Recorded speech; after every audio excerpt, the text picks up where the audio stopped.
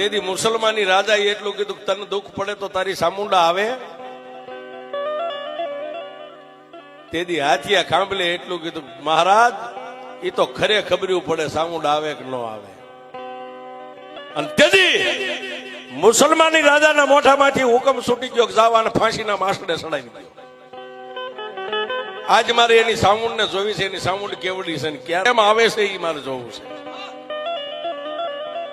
જાવ જાવ અને ફાંસીના માસડે સડાવી દો. અને સાહેબ 5 મોડીએ બાંધ્યો તો એમનામ સિપાહીઓએ ઢહડીને ઉપાડ્યો. પણ ડગલે સામુંડા પગલે સામુંડા, ડગલે સામુંડા પગલે સામુંડા.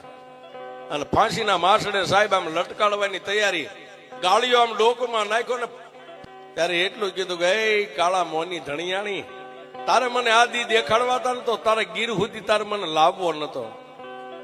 કાં તો મારા બાપ હીરિયા કાંભલ્યાની કમાણી ખૂટી ગઈ અને કાં તો સામુંડા આજ તો પગે પાંગળી બની ગઈ હોય.